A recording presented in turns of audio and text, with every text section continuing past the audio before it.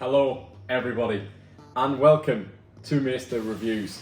Now, this is the first time you've seen this lovely face on this division before. This is the Mayster rankings of 2023, guys.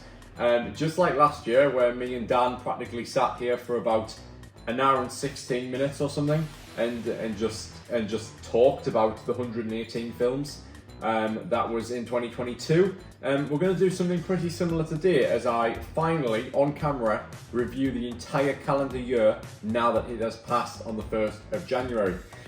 But we're going to try something different, because I've seen 145 films this, I'm saying this year, last year, as of now when this comes out, 145 films. Yeah, mental, mate. And I've finished the list, the rankings and everything like that.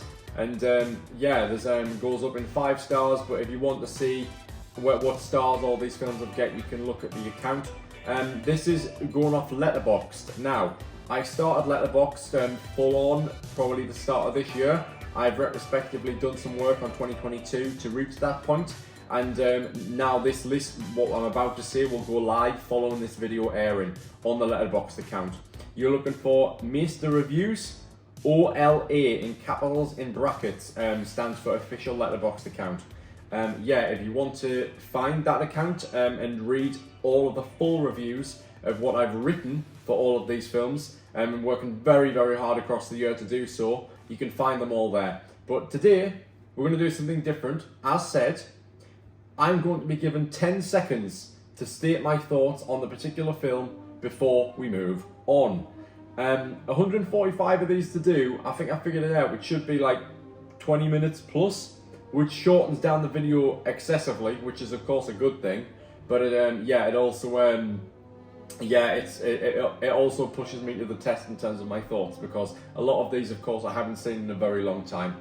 But no, we have Lady Bugg here with the timer, who's going to essentially signal each new number counting up from 145 to 1. And we've both got references as to what the films are going to be. So, I guess there's no other way to do this than to go straight on into it. Are you ready? Yep. Right. So, without further ado, the Mayster rankings of 2023, starting from 145 in 5, 4, 3, 2, 1. Right, 145. So the women talking, incredibly boring, incredibly ideological, with no entertainment value whatsoever.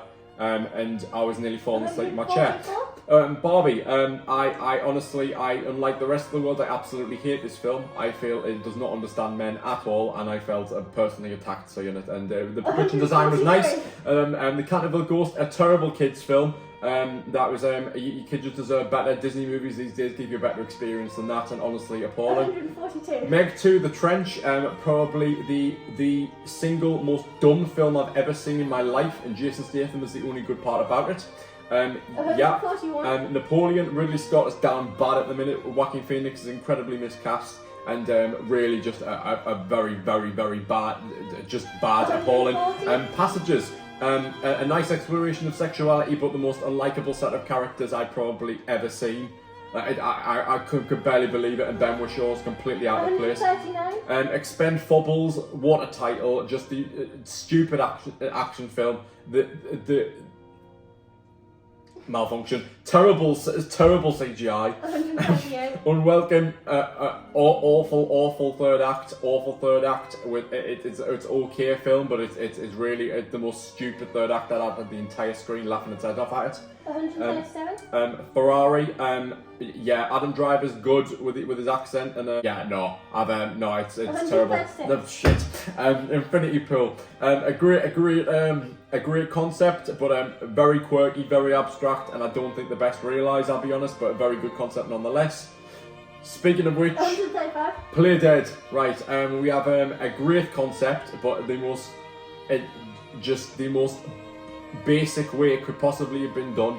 But a good concept nonetheless, but a very, very poor film, I would say, still. 134. Haunted Mansion, honestly, I just don't think there's an awful lot of excitement there. It's perfectly fine for a Disney film, but I've definitely seen better from the Mouse House even within this calendar year. 133. The Dive, incredibly tense in parts and really gets your heart going, but at the same time I do think it loses interest eventually in time. Shot in Malta, great location scouting, but yeah, that's about it I have to say. Love Again, incredibly problematic as a plot, and I don't think it's particularly great. I've seen better rom-coms this year, though the cute moments that are rom-com specific are still very cute. Yeah, very good nonetheless. 131. 80 for Brady, right?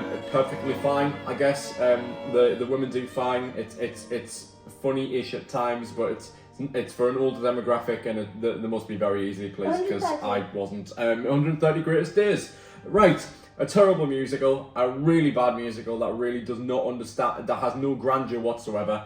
I think apart from one or two sequences, a bit of a lame film. The Blackening, a comedy that I don't find massively funny apart from the odd joke here and there.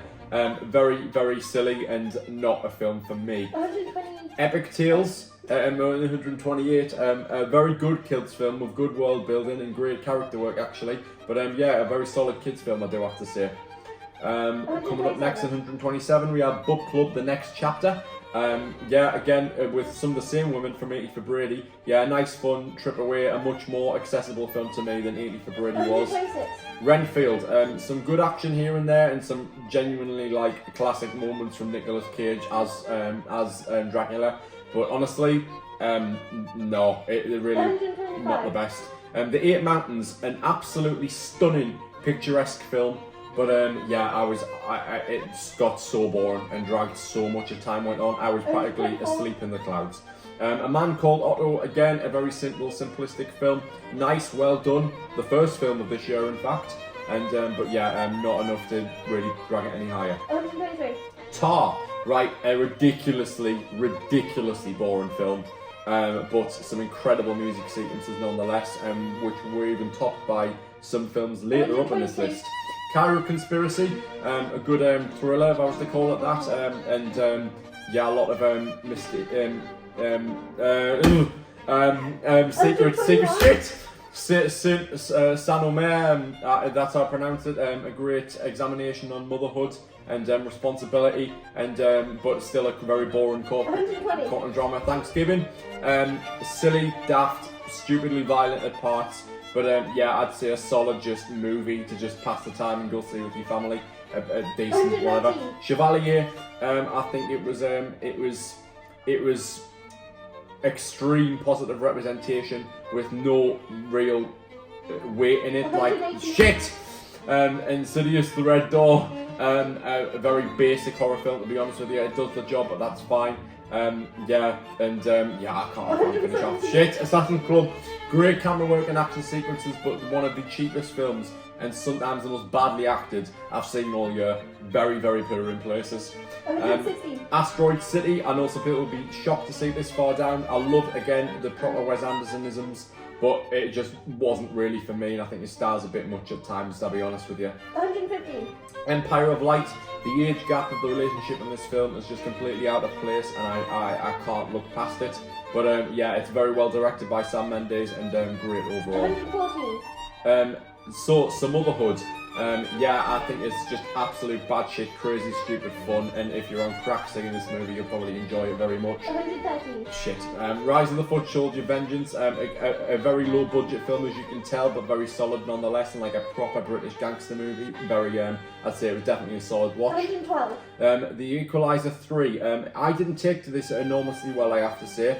But it was because I thought it was just sluggish at times, but it was competently made with some nice locales. Magic Mike's Last Dance, a real fun movie actually. I really enjoyed this one, but I think there was an element to it which you can read in my full review, which I thought was incredibly problematic, and it's why it's this far down. Polite Society in 110. So again, for similar reasons, I just think it's got its heart in the wrong place sometimes, and but it's still a very, very fun movie, pretty much capping at my 2-star reviews.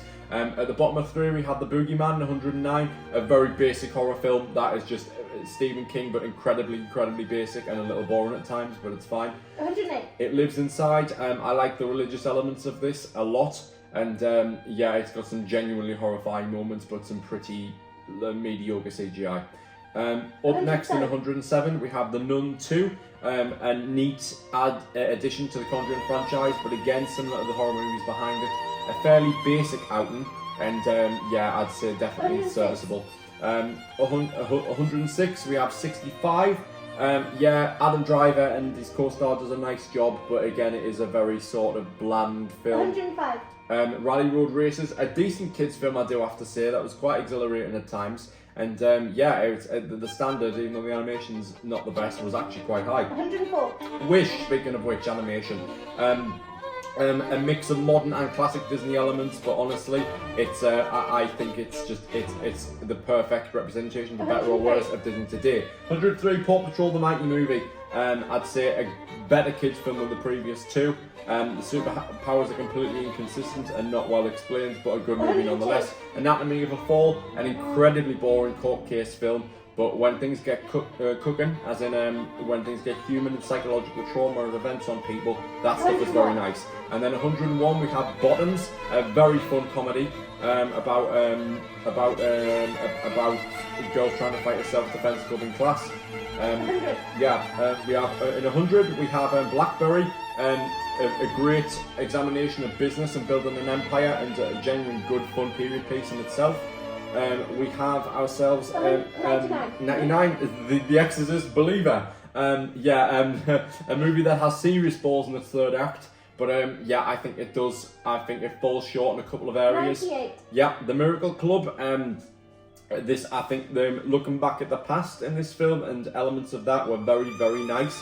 But overall, it's just a very quaint little old demographic film. My Big Fat Greek Wedding 3. We have a very fun time, a fun movie that I just turned my brain off and watched, and I enjoyed a fair bit. But yeah, it was 96. oh shit.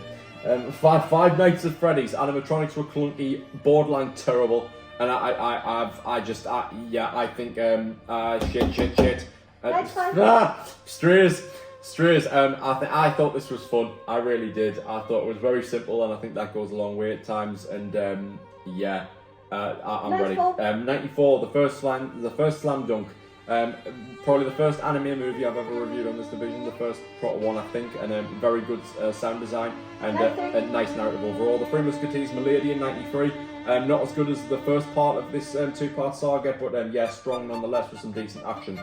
Up next in 92, we have Joyride. I really did not like this movie in its opening phases, but I think its humour hit home about a third of the way through and absolutely phenomenal afterwards in terms of a comedy. 91, Talk to Me, a very inventive horror that I think won't be matched in its inventiveness for quite a while. A great film from A24, I think it was, and yeah. 90. Indiana Jones and the Dial of Destiny. Yeah, with it was first Indiana Jones I've really seen kind of, and I enjoyed it kind of. I thought it was okay. Yeah, in 89 we have The Marvels. Yeah, I thought this was fun. Everyone thinks it's terrible. I thought it was actually quite a fun time, and yeah, I thought Kamala was great. 88, Ant-Man and the Wasp. I think Ant-Man and the Wasp: Quantumania was just a teeny tiny bit better, purely because of Jonathan Majors. I think Jonathan Majors made that film slightly more enjoyable than The Marvels. 87. Dungeons and Dragons: Honor Among Things. I thought the world building here was great and some funny quips either way, and I thought the action, especially for fantasy action, was fantastic. 86, DC, we have Blue Beetle, better than all those blockbusters. A really kind of fun origin story, and I hope we see Jaime again. 85. Next Goal Wins, Taika's new film and the last one of 2023. A fun time, but I think just the best and worst of Taika, I'd say in one package, but better than Love and Thunder. Ruby Gilman, Teenage Kraken. Yeah, we have very good animation, very strong. I can't remember much about the story. I think it was half decent, but the animation is very, very nice. Transformers: Rise of the Beasts. I think it was a fun time overall, but it had a killer third act. I really, really enjoyed the third act of this movie, and Bumblebee has an amazing character moment. We have 82, Aquaman and the Lost Kingdom. A fun banter between Orm and Arthur. And yeah, I think it was a really fun time overall. An incredibly creative film as well with all the production design. 81. The Pope's Exorcist, I think Russell Crowe is the one reason why it's this high. He does a great job in this film. But other than that, I'd say a fairly generic horror movie at best. Then we have Shazam! Fury of the Gods. I think it is the. No, it's not the best DC film of the year, but I do think it's very strong and a fun time overall with some good sacrifice plays. Cocaine Bear in '79. Some people will be disappointed it's this low down, but I think the narrative structure of the film and how it's all structured and put together is very, very nice. 78. Mummies, a great kids film. About mummies coming to the real world, and it's a fun time with some Disney caliber level stuff in places. Broker, again, following on from 2022. In fact, it is a film from 2022. It says here a good theme of motherhood going throughout, and a great film overall. The Machine, a very fun time. Mark Hamill is just owning it, man, and it's just bombastic fun, left, right, and centre, and it was definitely a fun watch. I think pretty much to the mid of my list we have Beau is Afraid in '75. Beau is Afraid, a mix of one of the worst films I've ever seen and one of the best. What else to say? 74. Champions, right? A real fun time for Woody Harrelson does a great job, and it's just a really sweet film, really, of a sports movie with a slight twist on it, with it being kids with disabilities. Big George Foreman, far too long for its own good and boring, but a very, very solid film. A very, very solid film, but with some enormous pacing issues. One of the last films from this year, Anyone But You on Boxing Day. So fun. Glenn Powell and Sydney Sweeney, the chemistry between them is absolutely off the charts. In '71 we have Plane. There was an action scene halfway through where some guy gets jumped, and from that point forward it's Call of Duty the movie, and I'm here for it, mate. In '70 we have Fast X. Right. An incredibly fun crowd-pleasing movie. It's stupid as hell as anything, but I'm surprised it's this high up. I really, really had a good time, and 69? One of the best post-credit scenes ever. 69. 69! Best DC film of the year, The Flash. I think it just edges out Shazam by a couple of places, and I was very solid with some great performances by Ezra Miller and others. 68, Till, one of the first movies of the year. A great sort of racism story in America, and very powerful, hard-hitting. 67. Dumb Money. I thought this was actually quite fun. I really did, and I liked its emphasis on the financial state of America and things and everything like that, and how that system's run. 66, Knock at the Cabin, incredibly inventive from M. Night Shyamalan. I was very happy with it, and I thought it was quite tense throughout, with some consistent quality all the way through. War Pony, almost like City of God-esque film, of more the culture than the characters, and how people end up in certain situations, but very good exploration of society nonetheless. 64, How to Blow Up a Pipeline. Editing is fantastic, as well as structure. I think I remember there being some slight, the environmental thing being a bit too much and a little bit out of place. Oh shit! The Little Mermaid, I just think a great Disney movie overall, and I think it was, I'm probably not finishing my points here, but great nonetheless. A good Miss we can't use Ursula. 62, Not a Haunting in Venice. Great Poirot movie. Kenneth Branagh's just having fun with his friends on holiday as per usual. In 61 we have Scream 6. Very good quality film. I don't think it's as good as Scream 5. I actually really loved Scream 5. It's a very solid film, this, but not as good as its predecessor. 60, Evil Dead Rise. I thought this was gory as hell, probably the most disgusting film I've ever seen, but nonetheless, fantastic for a horror film. I really, really enjoyed it, and it was creepy as hell. 59, The Night of the 12th. I think this has a very terrible conclusion with not enough answers given, and I was not very happy with its ending at all, but its procedural nature throughout was very exhilarating. 58, The Great Escape. Apparently Michael Caine's final film ever. Very good, very sad, quality British film, and cute for the older demographic. Really solid time. 57, Saw X. I think it could very well be runner-up for one of the best Saw films. I think I say in my review, I think it was second in my rankings. But very good. I really enjoyed its explosion of Tobin Bells. Jigsaw. 56, Hallelujah. A fantastic examination of the NHS, especially around duty of care.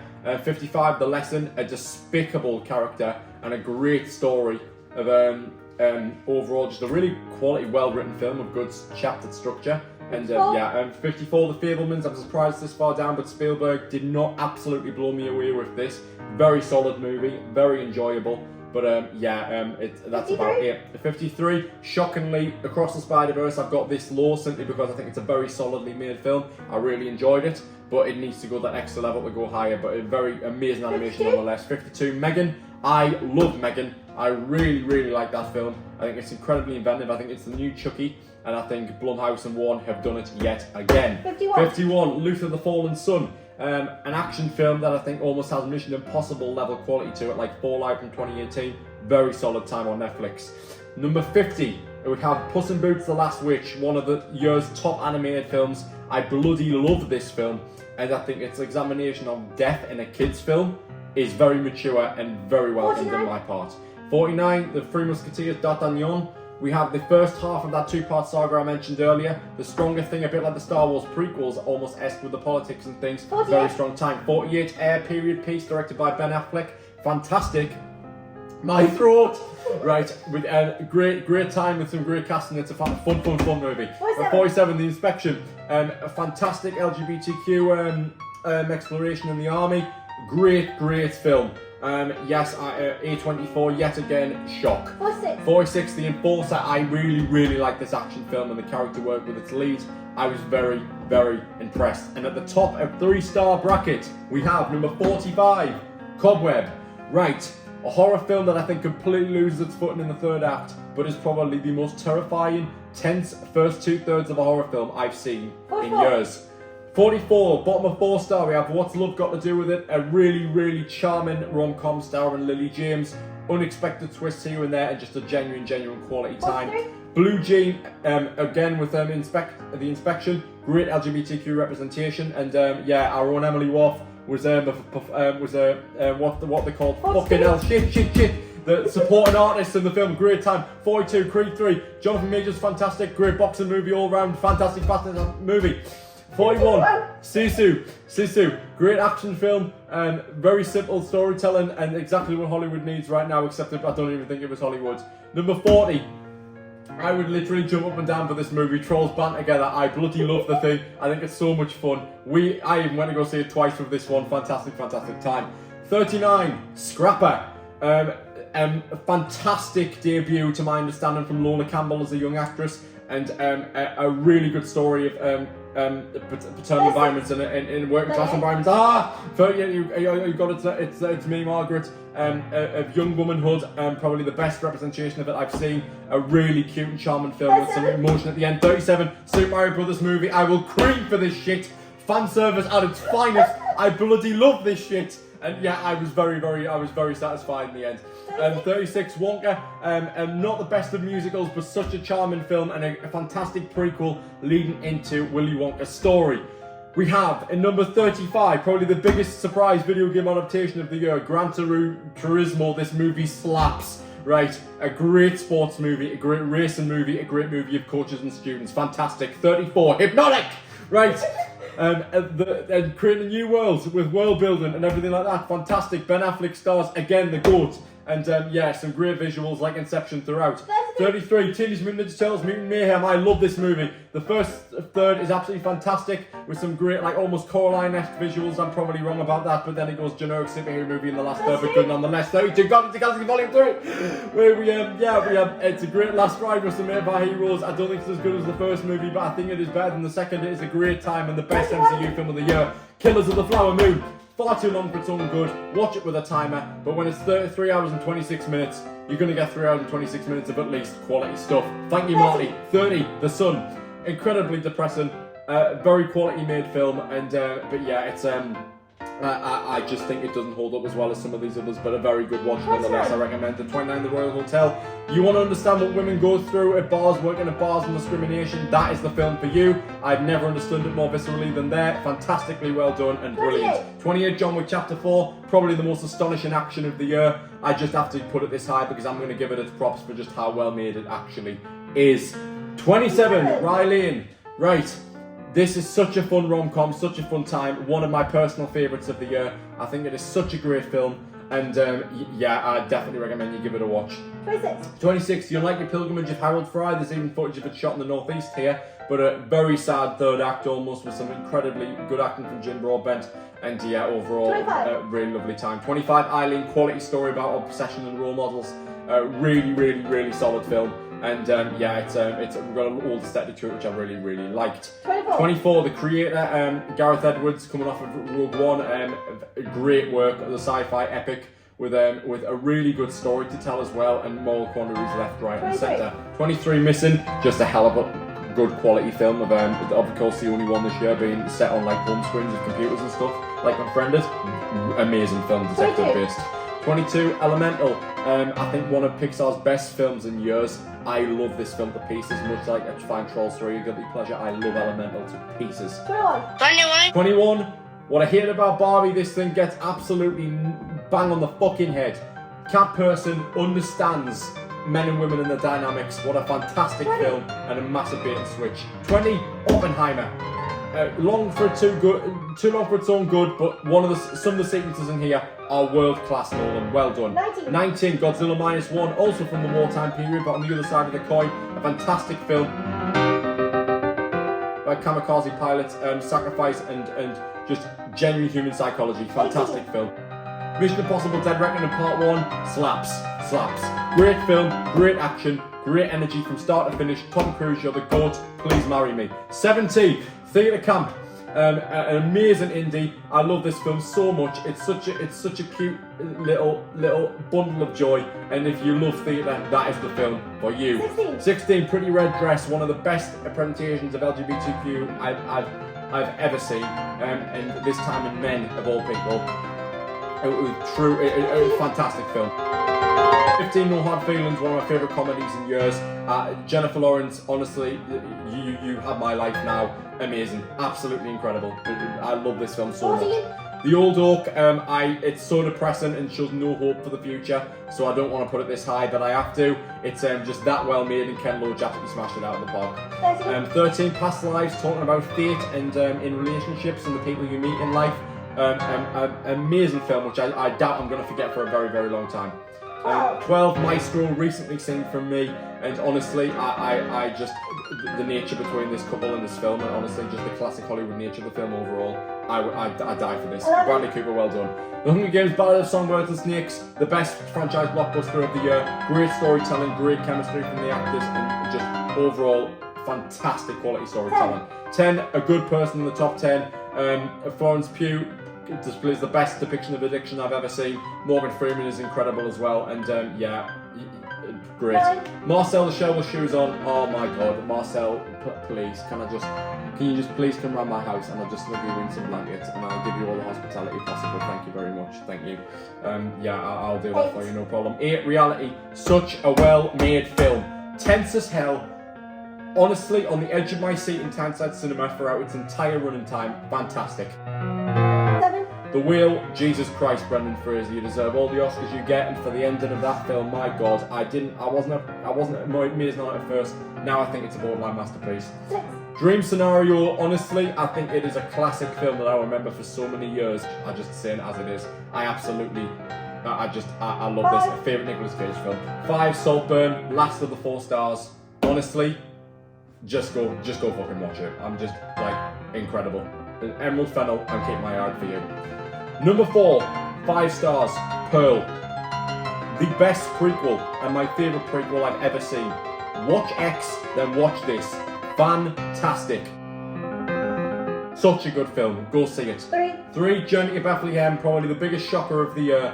5 stars for a reason. It's the best like Christmas-based nativity movie I've ever seen. Honestly, emotional as hell. Nearly made me cry. 2, Sound of Freedom, masterpiece. Undisputed. Sound of Freedom, I don't care what anyone says, I don't think it's a political film, and I just, I don't care. I'm carrying on about Sound of Freedom, fuck the timer, right? Honestly, God's children are not for sale. That's all I'm gonna say. Watch this fucking movie. Do not watch it with your kids. Do not watch it with your older parents. Just watch it with whoever you think can take it in this film, because I swear to God, it's a hard watch, but probably the most rewarding watch you'll ever go through.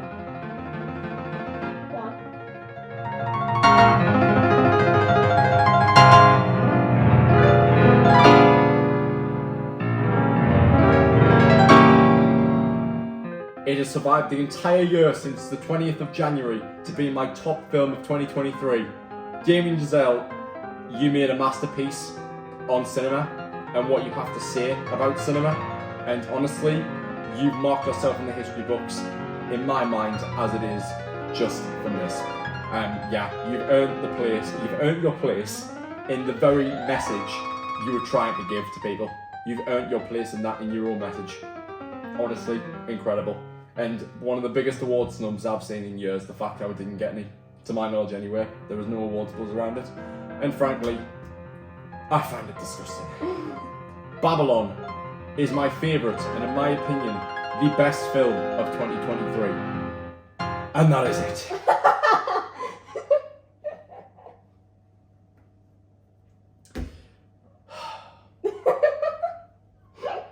Our entertainment panel is starting soon with 2024. Jesus Christ, I'm lightheaded. Our entertainment panel with me, Philip, and Bug will be starting very soon, and we will see you all then. But for now, that is 145 films reviewed in 2023. Goodbye.